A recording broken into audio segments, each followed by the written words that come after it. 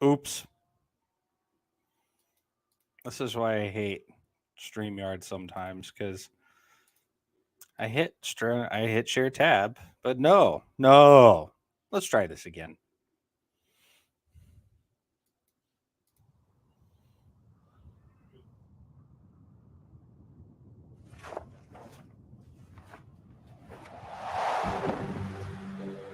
JDG 将会迎战 Rogue。 East versus West. EU versus the world. This is the classic story of David versus Goliath. 来自 L 票的王者，面对欧洲最后的希望。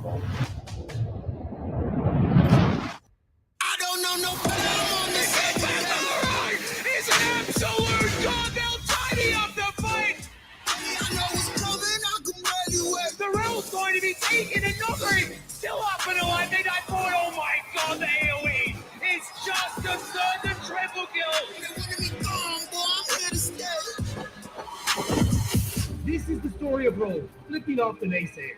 They weren't supposed to beat Chi-Chi to win the LEC, but they did. They weren't supposed to get out of groups, but they did. You saw what happened to everyone who doubted us. I do not recommend doing the same. 而现在 Rogue 将再次向看似不可能的目标发起冲击，那就是战胜强大的 JDG。任何阻止他们的尝试都将是徒劳。即使我们身上有很多压力，但是压力才会激发出最强的我们，这就是京东。京东会给大家带来一场非常血腥的比赛。We will show the East why Rogue is to be feared. We're here to shock the world.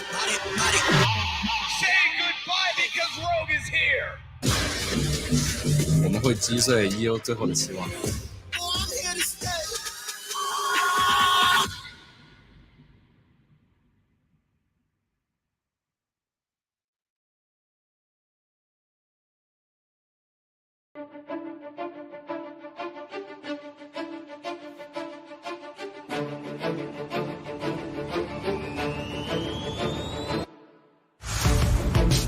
Welcome to the Super Late Night Edition of Parallel Convergence. I am your host, Andesian. Joined with me, as always, is your friend and mine, Dr. Manhattan. Yeah, we're gonna need to figure out how to do these standings because we disagreed on something out of the gate, and one of us was right.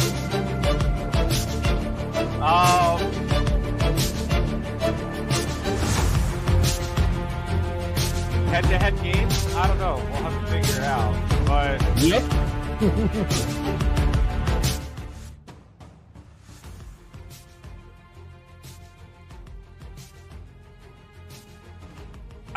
I saw in that last video, our opening video today for our quarterfinal tease here, right?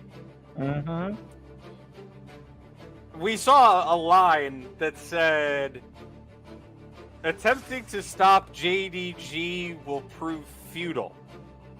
Yup. I believe that is exactly what occurred today in this series. They legit said, we're going to break EU's last hope. They didn't just break them. They shattered them into pieces, ground the pieces into fine powder, and then snorted it with leisure. But yeah, any attempt to stop JDG will be futile. We will break EU's last hope. As I just said. And they did. This wasn't just breaking it. This was sending a message. They shattered it into thousands of pieces, ground those pieces repeatedly into a fine powder, and snorted that fine powder getting ready for the semifinals.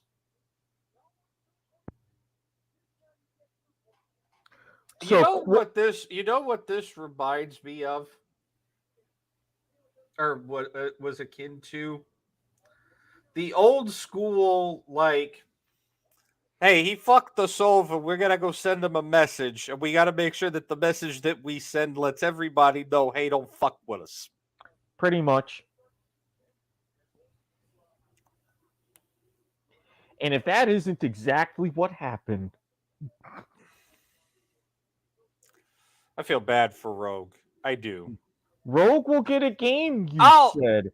I'll be honest. There were moments in those 3 individual games where Rogue just said, you know what? Fuck it. You want chaos? We'll thrive in some chaos.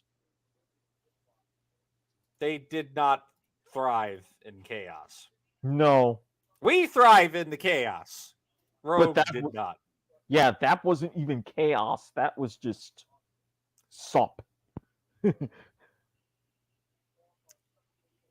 Rogue tried. They legitimately tried. They even, one of those games, they even went for a straight up early game composition. They're like, fuck it. We're going to win this in the early game. We'll shut you down. No problemo. Right? Yeah. And that's kind of what I was expecting Rogue to do, which is why I gave them a game. Right? Mm-hmm. But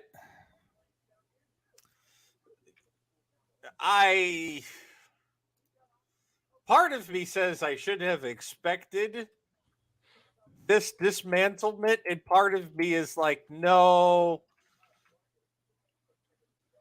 Rogue isn't gonna go down that easily. I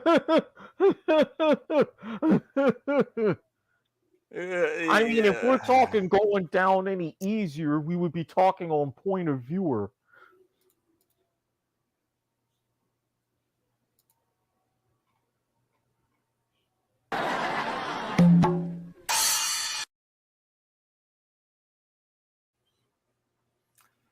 If they were going down any easier, we would be talking about people waking up in cold sweats and having nightmares of Faker standing behind them.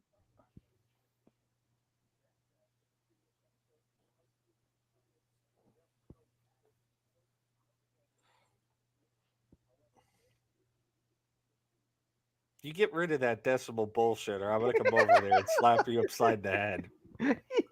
It was funny last night. It ain't funny today. No, that I gave you credit for a full one. I've given you full credit for your last 2.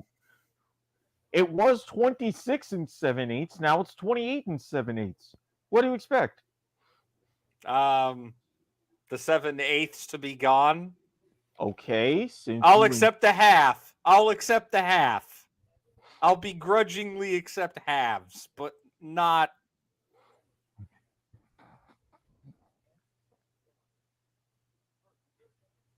All right, that's better. Never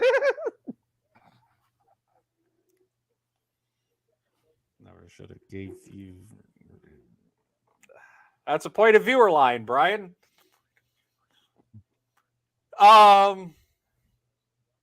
So yeah, you were 100% correct, and you are 100% correct overall. Both on the daily and the overall.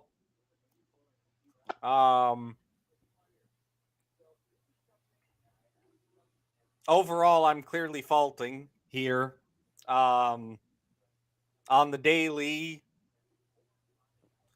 honestly, I'm sitting there, and I had to go with my kind of quote unquote default predictions because I didn't get to see all of the games. I had to catch the rebroadcast. Right. My default predictions were saying JDG will go for 2 games. Rogue will put their backs up against the wall, take a game, and then lose it to JDG in game 4.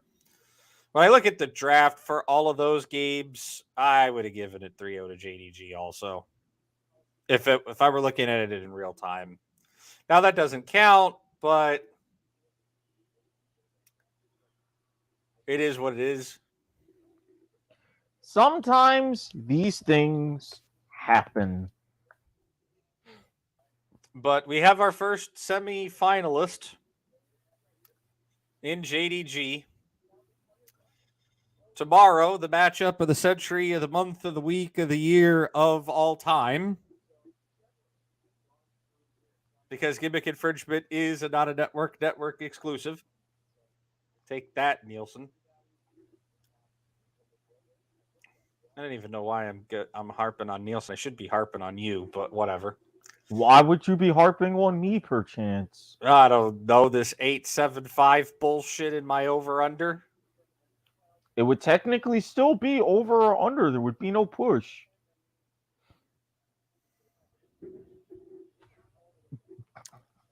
How do you make 0.87 of a Faker versus Ryu reference? I mean, if you combine... I can understand a half of a reference. It's like, it's a reference, but it's not entirely a reference. But this 8-7, no. I mean, if you literally break down each singular component of the call, and if you treat that within isolation and with... I'm going to quote Harry Broadhurst here. I've lost control of my own show. I'm just answering your question.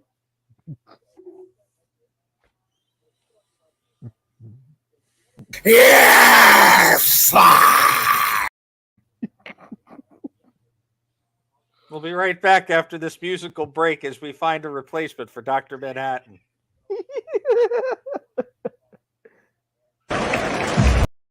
No, I'm not going to do that.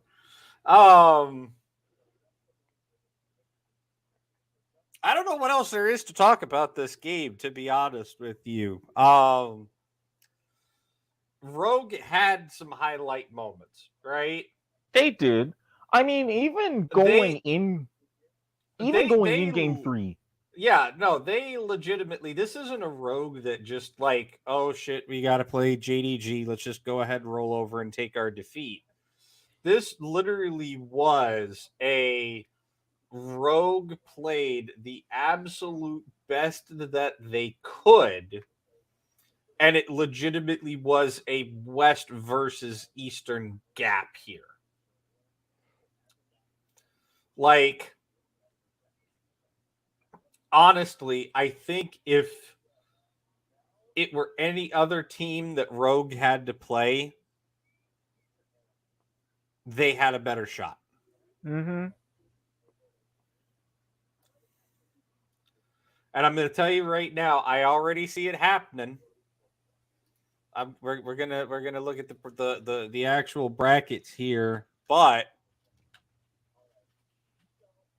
I can see JDG and T1 in the semis already, and that's going to be JDG's true test. The bracket, you say? You mean this? Yes, I mean, I can pull that up too, but.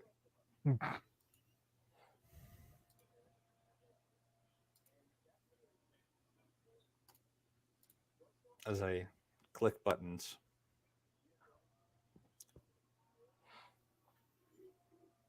Honestly,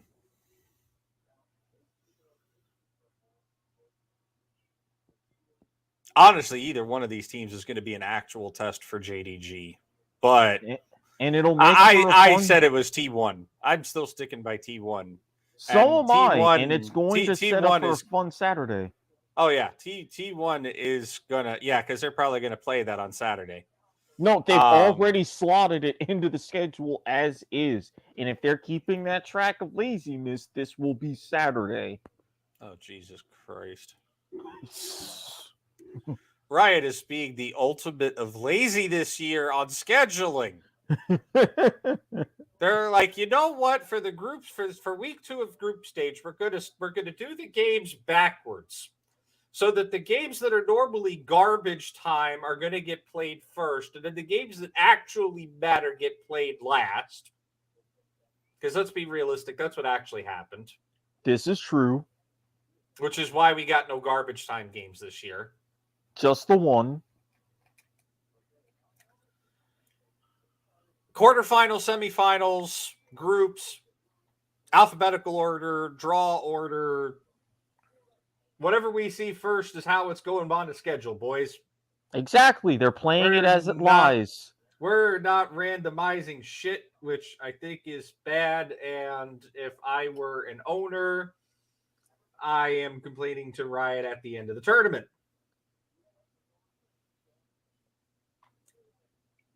I think it is absolutely bullshit to play it as it lies.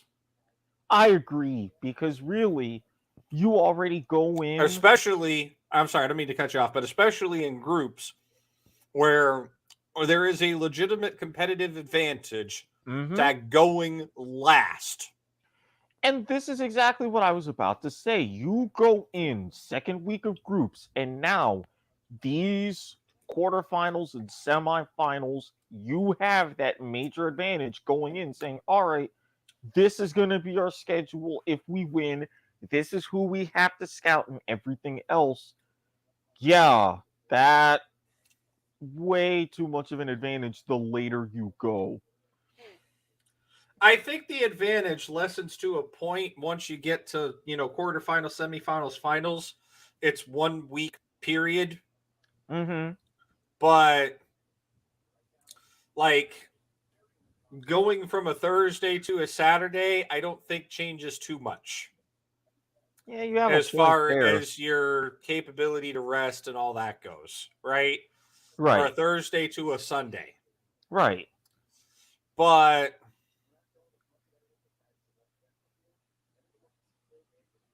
I don't know. There's got to be they need to go back to randomizing it like they used to.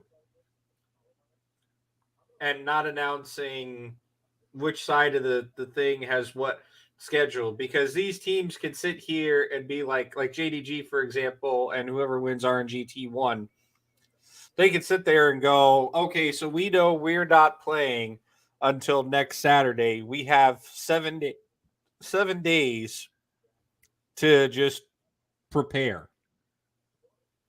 Yeah. And okay, so we know we have 7 days to prepare rather than, possibly 8. We take a day off. Or the teams that are going up on Sunday, they're like, okay, well, we got, if JDG are like, oh, we played Thursday, we don't have to play until Sunday. Hey, we can take a day off, do some team bonding exercises, in New York City or in Atlanta. Right? Or we can fly out early. Yep. Because we know. Because the last I heard, right, and I could be wrong, because I have seen some stuff that would lend to the contrary of what I'm about to say. But the teams are responsible for their own travel throughout the tournament. Now, I could be wrong. Riot could be doing all of the flight bookings and stuff, all of the logistics for teams during Worlds, and it wouldn't surprise me. That way they can control who shows up to what venue when, and they'll know who's there, right? But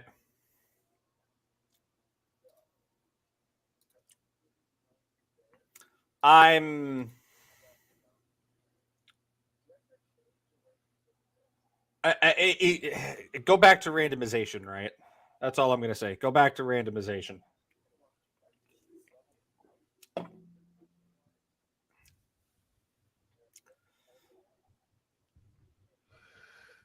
We can go on ad nauseum, ad infinitum. And we have. In the past, we have. And we will probably do so again this time next year, I bet. Or in 3 weeks. Yeah, as far as what's up and what's down and what needs to be fixed with this tournament. If Riot decides to actually take time, sit down, and listen to everybody, great. But otherwise, we'll just go ahead and keep screaming into the void. I don't mind doing that. Me neither.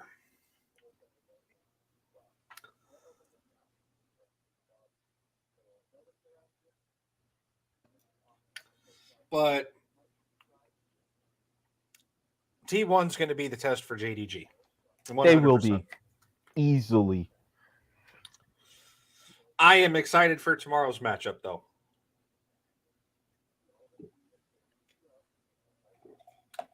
I mean, again, Rogue can go home and should go home with their held up high, right? They're probably beating themselves up. Oh, we lost, yada yada yada. But I mean, at the very least, if you look at game 3, right? Game 3, I would say probably one of the close, not even one of it is I think was the closest game out of all three of them. It was. It was.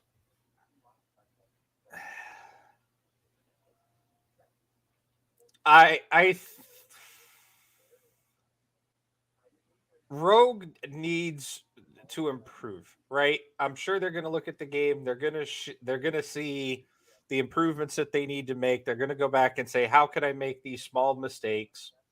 You know, there were a few mistakes from Rogue in this series that are probably going to haunt these players, or at least for the next year, if not possibly the remainder of their careers.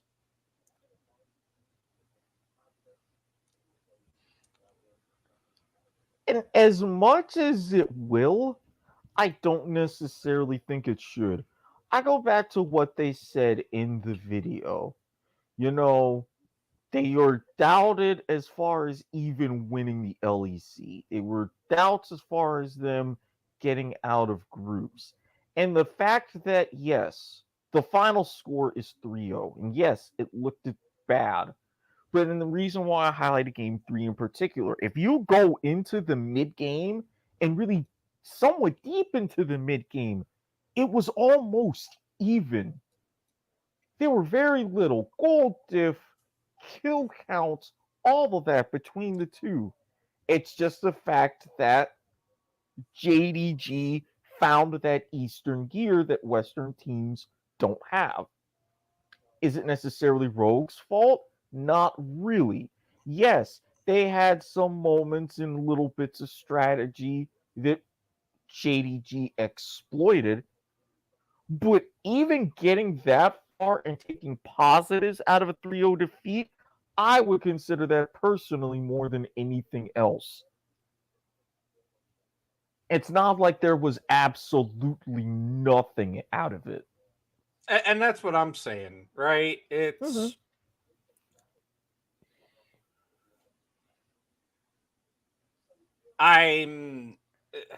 the West has to improve. We've talked about that, up, down, left, right, center, X, Y, Z, A, B, C, ad infinitum, right?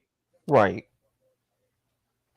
But I think this game or this series showed us that, yes, it was a 3-0, but there is the capability for Western teams to compete at the same level. Not all hope is lost, right? For this year, all hope for the West is lost. But I think if NA develops a better work ethic, develops a better passion for the game,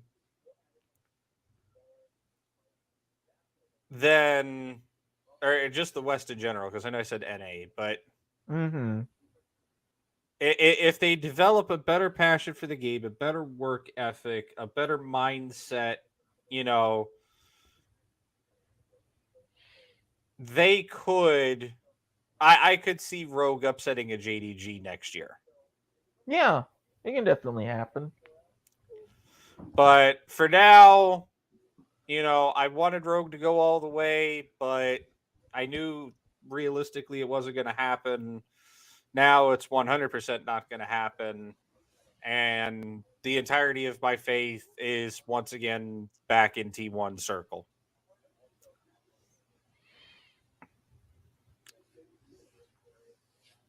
And I will be massively disappointed if Faker can't pull out another win yet again especially if he makes yet another deep tournament run. I'm really hoping that. I think this year we're not going to see the dark horse EDG come out of nowhere, upset T1 to move on to the finals, right? Right.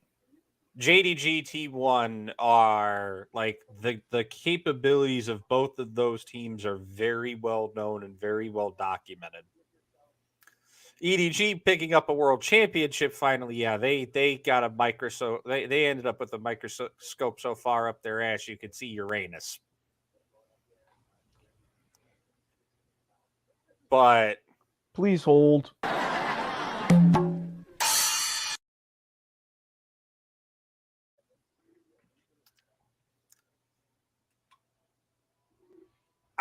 I don't think that T1 are going to catch themselves blindsided again this year. No, and it's funny because we were talking about this on BWSR earlier this evening at the time of recording. Or at least I was, about how Tampa Bay is going to run all the way in this year and go for their one last deep run while they've got the roster that they have, because they're going to lose a lot of key people to free agency. And because of their cap size currently, they're probably not going to be able to re-sign them all, if any. And I think the same situation, to a different connotation or to a different analogy, applies to T1. With Faker not yet renewing his contract and it being up effectively the end of Worlds, and all of this talk about military service in Korea because, BTS had to go and bring that into, both the national and international spotlight and conversation. Is Faker going to pull the whole, you know what, fuck it, I'm not going to wait until I'm 28 and I absolutely have to go in. I'm going to do it now, come out at 28 and pull a Ryu, look at the roster moves. Hey, now I'm a coach. That's a stretch. I'm not mad if you don't call that. Now see, if you didn't get so butthurt about my more incremental fractions, that would have worked perfectly, but oh no. What do you call that? A 0.25? I would have given that a 0.25. All right, fine, fuck it. Give it a 0.25. I'm done arguing. I don't want none of this 0.875 bullshit, though. Oh, come on! Just give me fourths. All right, fine. Just think I was going to be nice and round up, but whatever. As you were.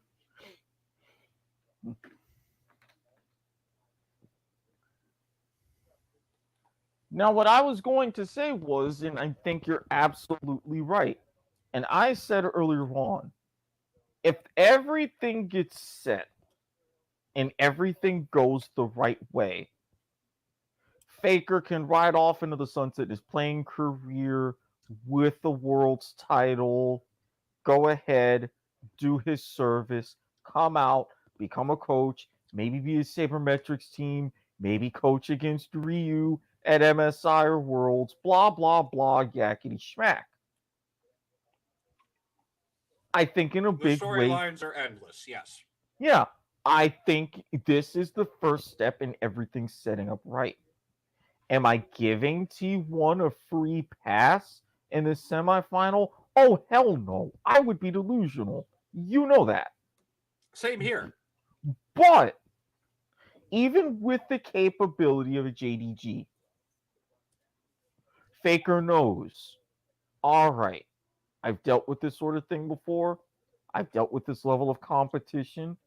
And he is going to lift his team up in this situation. And they're already looking and starting to prepare right now. Yes, they're right after everything with RNG. They're like, okay, we get through this, silver scrapes, We're not going to look ahead, but we're using every little bit they can. And I'm not saying directly prepare for both, but they know in the back of their mind, okay, this is an effective strategy that we can use for both teams.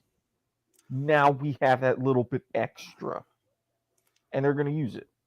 This is the stage of the tournament that I like the most, because it gets interesting for several reasons. Right? Mm-hmm. Think of the bracket stage of think of League of Legends. Like, the coaches have a playbook, right? Like an NFL playbook. Yeah. They're like, okay, I see shotgun trips, I'm gonna run the blitz. Mm-hmm. Or I'm not gonna run the blitz, I'm gonna run man coverage, right? Mm-hmm. Other team says, oh, okay, this is where your scouting comes into play, right? Right. The point that I'm getting at here is we're at a stage in the tournament where you, as a coach, and also the players to an extent, they have to play to an exact, precise level. Mm-hmm. Because if you overshoot it, you've lost an ace up your sleeve for your next opponent. Mm-hmm. But if you underperform, what's the point? You don't need it. Mm-hmm. And that gamesmanship is part of what ends up defining, or is going to end up defining, the rest of this tournament. Right? I know I've said before, the hungrier team wins, right? Yep. This year, I think it's going to be a combination of both the hungrier team wins and who's still got a yellow card up their sleeve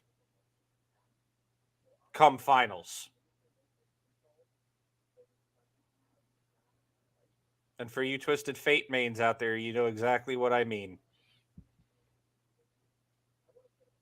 Who's got that big stun ace up their sleeve that they can pull out and hit you in the face with and say, oh, you didn't know we could do this, did you? Because that's the part of the tournament that we're at now.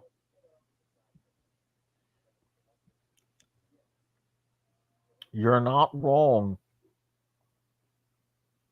We're legit at that point. Precision levels, ace up the sleeve, and this is literally a game of seconds. This is a game of seconds. At this point, yes, you want to play quick because you want the side selection, but I think more importantly, you're concerned about winning on your terms and not giving out or not giving up more information than you have to. If that means you draft so that you draft slower and, first game you end up on, side selection, or you end up where, if it goes to 5 games, you're getting blue side the majority of the time. Because if I remember correctly, and I'm going to, go ahead and consider the rules on this. Side selection for quarterfinals will be awarded to the higher seed for game 1. For all games after the first, the losing team of the previous game has side selection. For the avoidance of doubt, if the higher seed lost in game 2, they will still have side selection in game 3.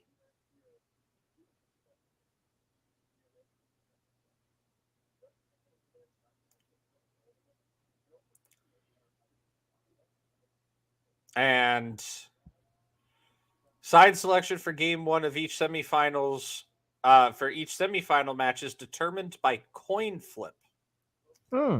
Which occurs immediately following the last quarterfinal match. The team that wins the coin flip will be required to provide their side selection two Worlds officials immediately upon completion of the coin flip.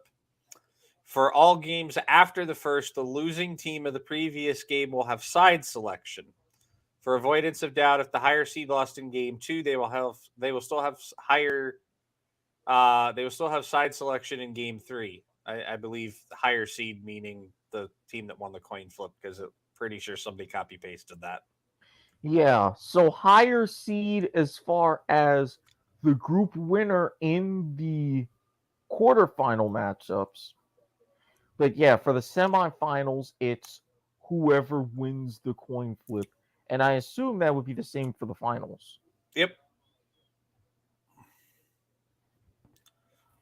Which is why getting that first seed, or that the side selection on game 1, is the most important, because if you end up ping-ponging, right?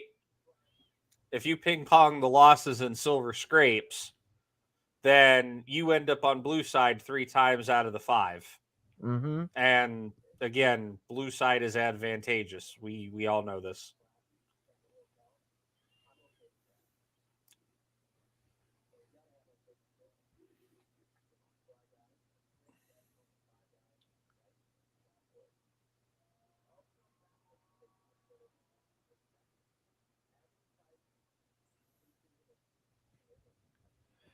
Hoy.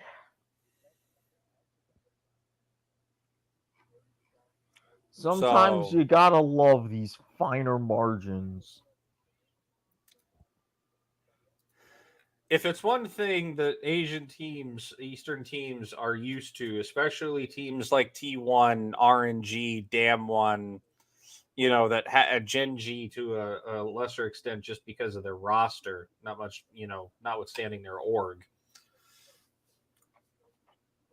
These are teams that have the experience of playing on these exact margins, right?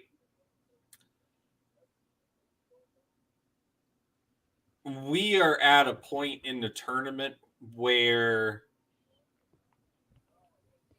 one can argue play-ins and groups are decided more by the players rather than the coaches. Mm-hmm. But now we're in situations where it's best of 5. Side selection matters. What you pick and what you ban matter.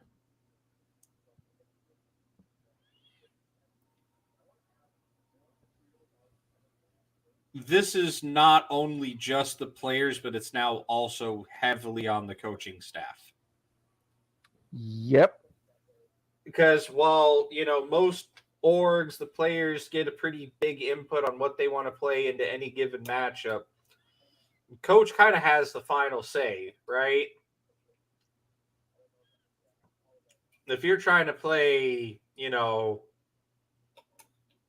let's say Vayne into Nasus, right? Coach is like, nah, I don't want you to play Vayne into Nasus. I want you to play Timo into Nasus. I want you to play the hard counter. You're probably going to do what coach says. Because if you don't, you're probably up major shit creek afterwards internally. Even worse if you lose.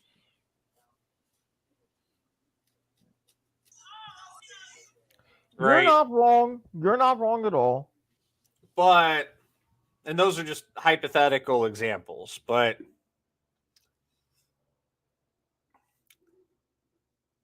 this is the point of the tournament where things get really interesting. We've gotten, as much as I hate to say it, we've gotten the garbage semifinal out of the way. I mean, it was as much as we all tried to give as much credit to Rogue as possible, it was a pretty inevitable foregone conclusion that JDG were going to win that series. Yeah. Whether it was 3-0 or 3-1, JDG were going to win that series. This is why, as we said, and if you bet 3-2 on Bovada, I'm sorry you lost your money. We tried warning you. But as always, 21 beats 21. God damn it! If you need help, find help. It's a simple Google search away.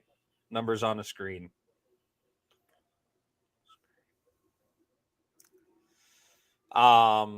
This is But why yeah. we weren't mad when that was the Thursday matchup.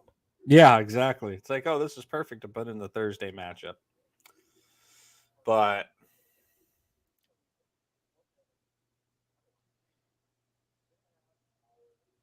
my hats go off to Rogue. You gave the West representation in the bracket stage, even if it was very short-lived. You showed that EU can have hope, right? There is a possibility that EU can compete in the international bracket stage. But there's a lot of work that needs to be done there.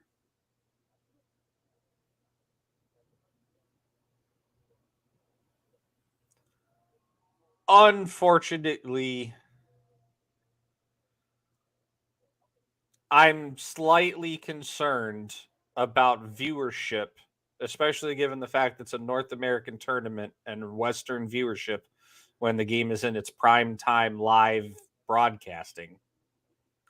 Moving forward, that there are no longer any Western teams in the tournament. And that it's pretty much turned into LCK versus LPL. I'm going to just call it as it is. It is going to plummet. Yeah, I was trying to not say that, and I was hoping you'd say it for me, and you did, so thank you. You're welcome. Because, again, with this, with other things going on, I mean, we talked about it on the Broadhurst Watkins Sports Report. For the traditional sports inclined, today was a sports equinox. Even for the esports inclined, there's other tournaments. Oh, for the esports inclined, there's definitely this is a sports equinox as well. You've got Dota 2's International, that's their premier tournament going on. Yep. League of Legends has Worlds going on. Right now, PUBG has PCS 7 Europe Grand Finals going on. And the PCS is a month-long tournament for PUBG. The PUBG Continental Series. They're in the middle of, Europe right now. They started that back in. I'm going back and checking here. That was on the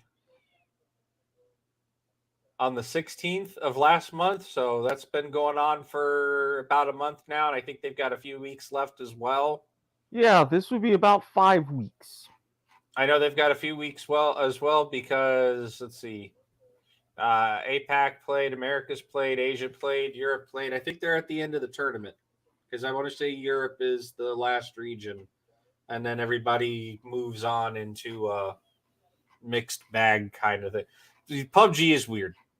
PUBG tournament formats are. You thought league tournaments were weird. If we got started on that, you'd pull your fro out. You're talking to someone who from scratch came up with an entire format for a 9-team cricket tournament and a 32-team cricket tournament. You do not know weird, sir. Yeah, there's like 16, 20, 30 teams in each of these individual regions, and then they combine them all together. And again, things get weird. There's tournaments within tournaments, basically. Again, you don't know weird until you've dealt with some of the weird things I have dealt with.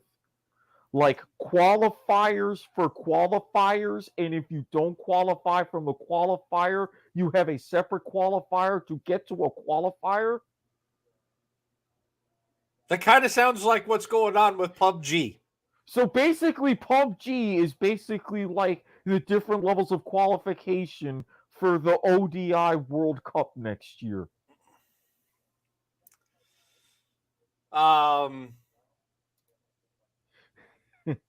You have three different qualifiers.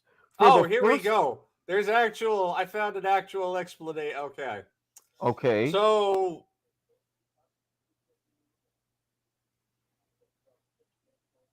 it's going to be 32T. It's all of these regional teams are all competing to end up getting up to the main tournament of 32 slots. Okay, so basically like a World Cup. Europe has 8 slots, 7 teams with the highest amount of points, excluding the PCS 7 winner, qualifies for global championship. 3 sub-regions are guaranteed a spot.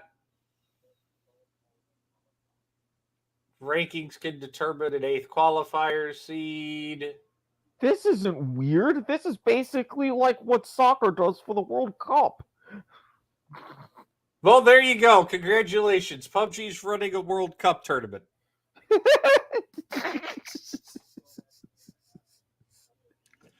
Mother, this they should have never gave this motherfucker statistics degree.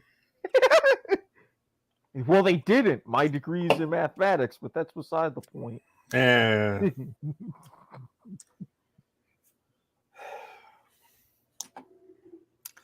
Yeah, no, it's an esports. It's an esports Equinox as well. We've got like 3 major titles, 3 major esports titles, all in the middle of their major world championship event right now. So, yeah. Fucking international. I should look at the standings for the international. They ain't pretty. Why am I not surprised? I may or may not. It's too late for this shit. Fuck it. Where's my goddamn bottle of booze? I may or may not have been taking peeks at the international since it had been on my mind off and on, and that's good shit. You can go ahead and look at them, but be glad that you took a drink.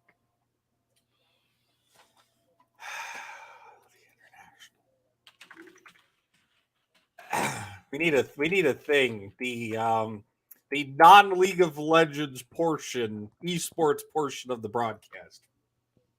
I don't know. Make it work.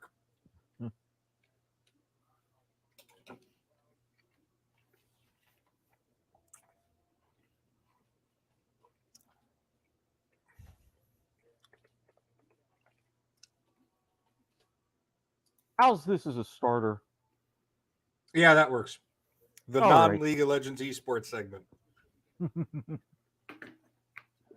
That's perfect. You're welcome. All right. See, I can be nice when I wanna. Okay, so Evil Geniuses are out. Liquid's out. RNG's out. Fnatic's out. Now, all of the big names that you think from League of Legends do not translate to Dota. No, that's why I said it wasn't going to be pretty. Also, as you can see, the internationals bracket is there's an upper bracket and a lower bracket, and they can get complicated sometimes. I mean, basically, you start out like Australian rules football. The higher you finish, the easier path you get, and the brackets are more or less double elimination. Yeah, that's pretty much exactly what it is, to be honest with you. Again, how did I just say you don't know weird until you've been through what I have been through and have seen? Okay, so PSG Talon is out.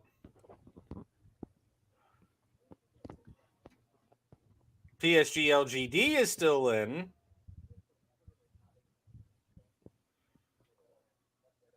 They dropped a game, or they dropped a place in the standings. Yeah, I'm about to say because they do with their games a best of 2.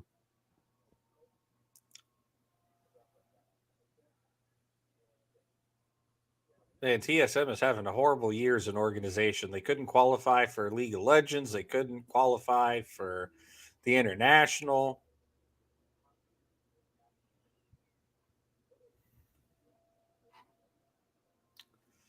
Oh, and 5 for TSM in their group. They're already eliminated.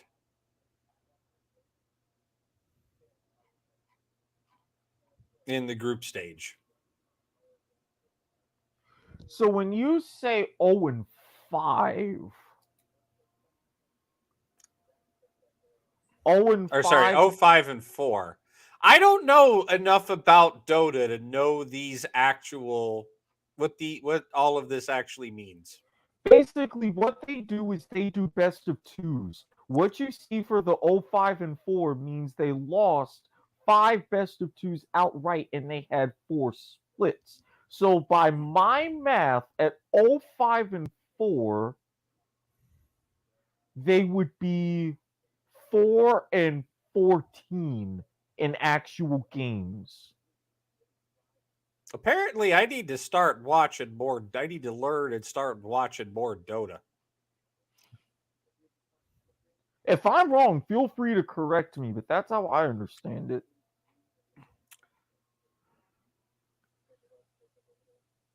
So I'm looking at Wikipedia, right?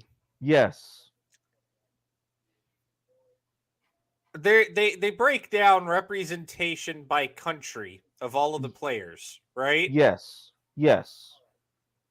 Take a guess who's tied for first? The most U- players from region. The US? No. China? Tied for 5th. 4-way tie for 5th. Okay. 3rd. Korea?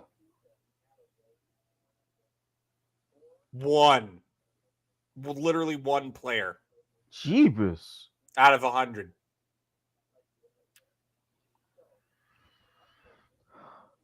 Is it a European country? No.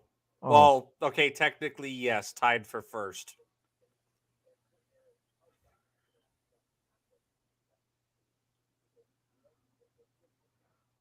I am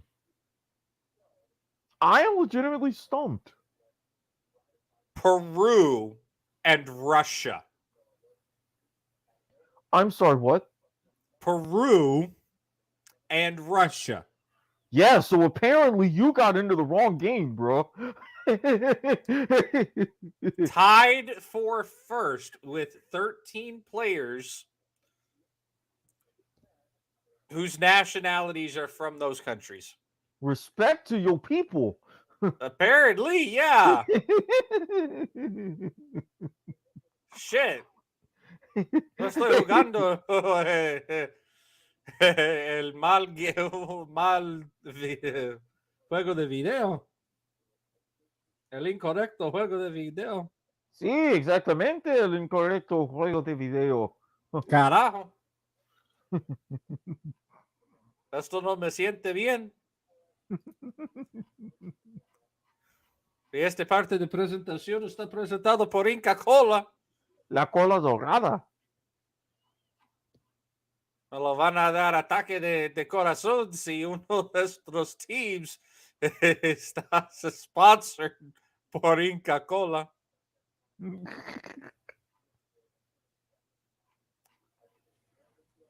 Dude, I would legitimately have a heart attack if fucking Inca Cola is sponsoring any of these goddamn Dota players or any of these Dota teams.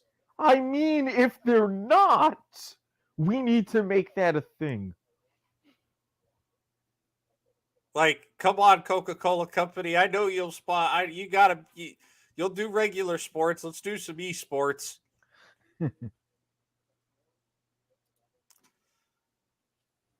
Holy hell. I can see it now. Las Doradas de Inca Cola. It would be perfect.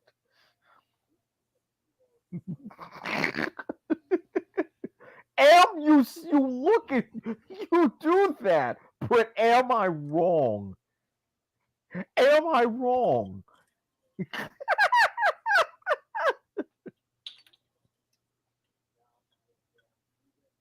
And I'd like to remind everybody, this is not like last night. I'm sober.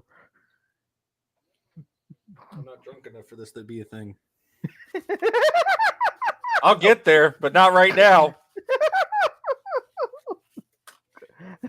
Give me another good couple swigs of that. I'll get there, but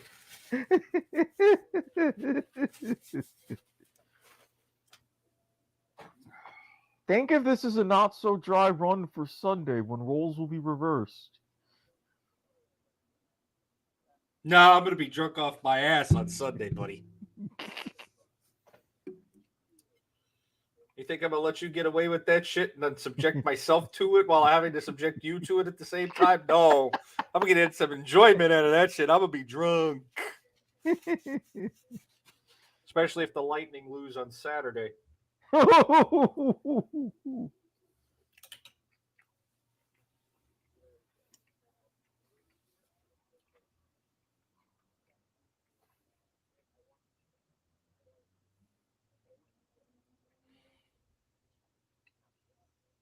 But back to Worlds for a moment here before we get out of here.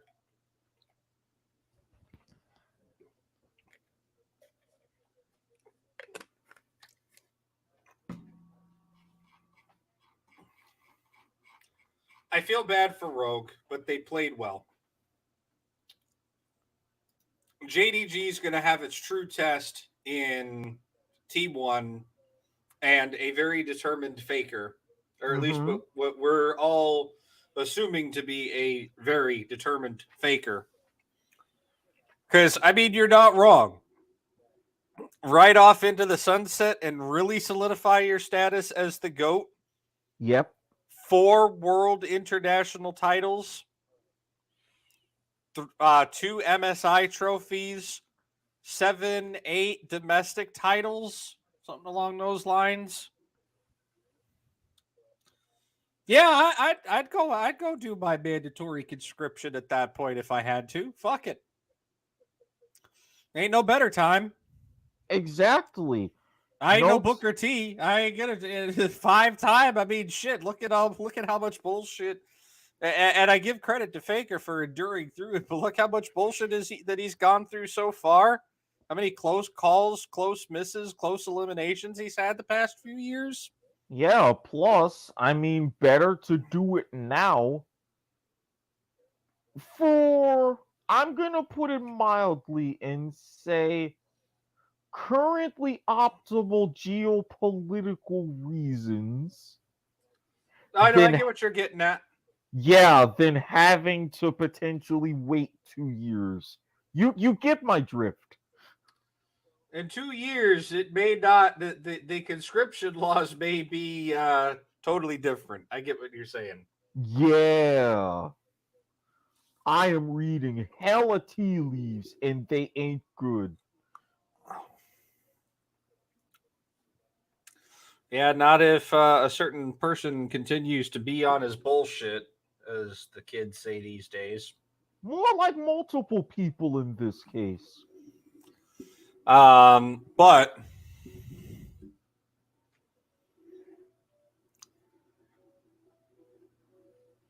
RNGT won tomorrow. I think regardless of who wins, it's going to be a banger of a series. Again, I think this is going to be the fight or the bracket series to watch. If you don't watch any other bracket series, watch this one. Especially all the NA fans that are out there like, all right, fuck it, Rogue's done. I'm out. Peace. At least watch this one tomorrow.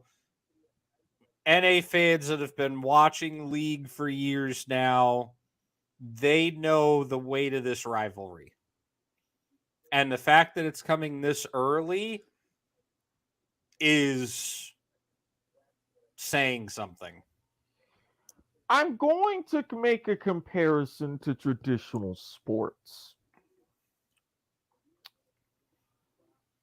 Basketball fans in particular, we just started the NBA season. Many, many years ago, there was a Spurs Mavericks first round series. NBA fans know that rivalry. People in Texas know that rivalry.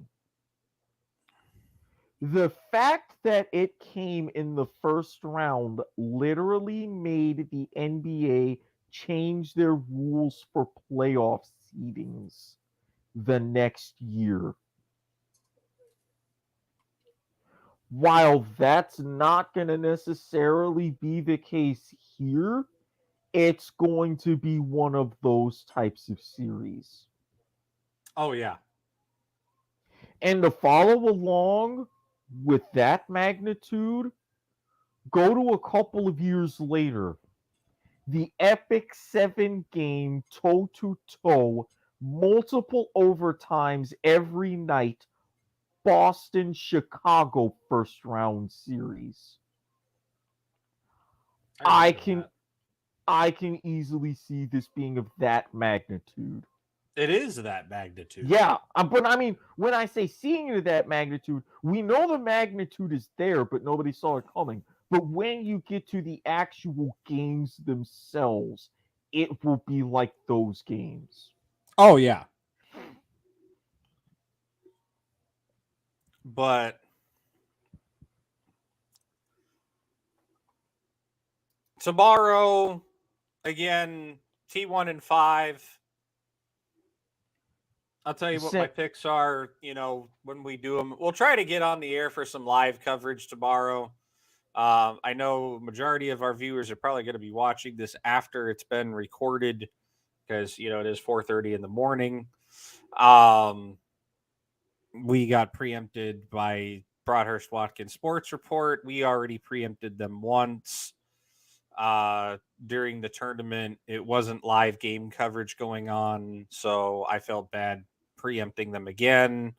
So they pulled 2-hour plus episodes back to back. So yeah, that's how we ended up on air so late. 1 2-hour plus, one that was only an hour and change, but we started late. Whereas where we wanted to get going right around halftime or just after, we didn't get going until nearly the end of the third quarter.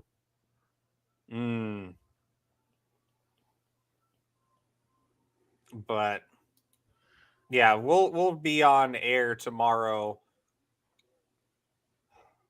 What do you got going on tomorrow, Eric? Tomorrow, if I can get everything done errand-wise early, like doing some shopping, I only have a tutoring session 3 to 5, and then that's it. Now, if I can't get my errands done before tutoring, I can get them done after. So I will have an absolute worst case scenario of 7.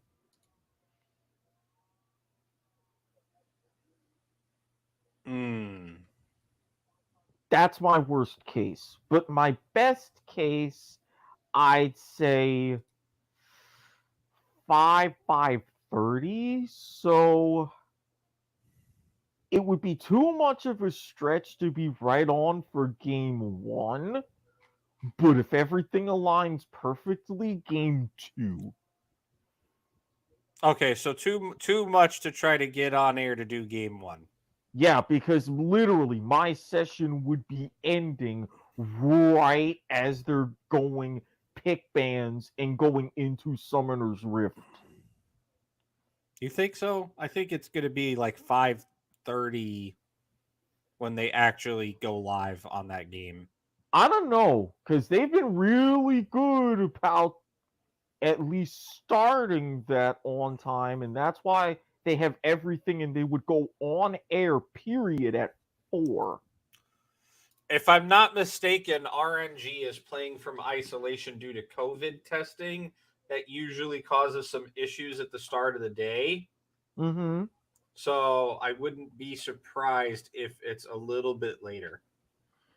If we do get that delay, but say 5:15 to 5:30, then yes, I can do game 1. Because I'm thinking about us going all the way tomorrow on this series. It would be unprecedented, but No, it wouldn't. we haven't covered a full broadcast day before on air. Not a full broadcast day, but a full series. Did we do full finals last year? Yes, we did. I remember Silver Scrapes and being up until like 8 in the morning. Oh, that's right. We did do that. Okay, so it would be entirely it would be unprecedented outside of the finals. That's kind of expected we do it for finals. Let's be realistic here. Well, you already declared the network blackout day for finals, so I did. I very much did. yeah, so that I already knew that was baked in. Yeah. And it helps the fact that it's a Saturday, which I can work around all of that in advance.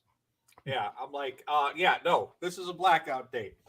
You're not fucking allowed to do anything on this date. I don't care what it is.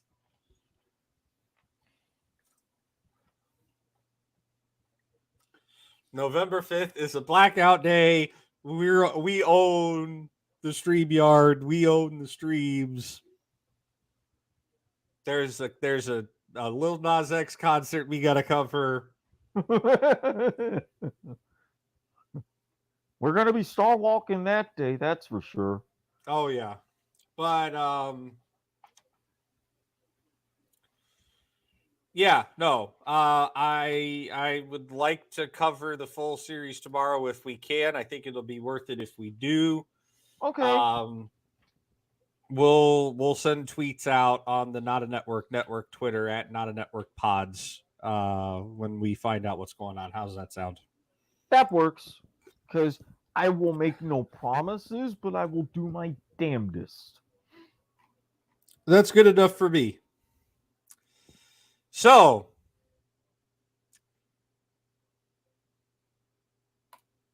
the keys to the game for Rogue. Oh, wait a minute. We already talked about them. Never mind. We're too late for that. We will have our traditional keys to the game sponsored by Not a Network tomorrow. I get to bring that bit back finally.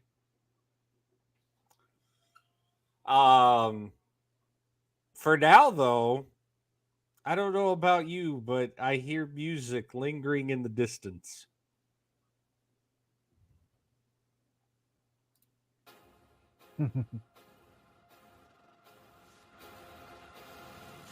Yeah. Okay. We thank you for watching. We thank you for listening. Twitter at Not a Network Pod, at Squid Sportshead, at the Andesian, twitch.tv/AWP Podcasts, Andesian, YouTube. For the time being, search Not a Network Podcasts. We're working on shorthand. Maybe post-worlds, RSS Probably. feeds. Probably. That's something we will also work on. We gotta do like the kids in the hall and slow things down a bit for that to happen. Worlds takes up a lot of network resources, that's for sure. But until tomorrow, this is Parallel Convergence, a presentation of the Not a Network available across all major streaming services. That's Dr. Manhattan. I'm Andesian. Thanks for listening. We're tired. We're going to bed. Good night.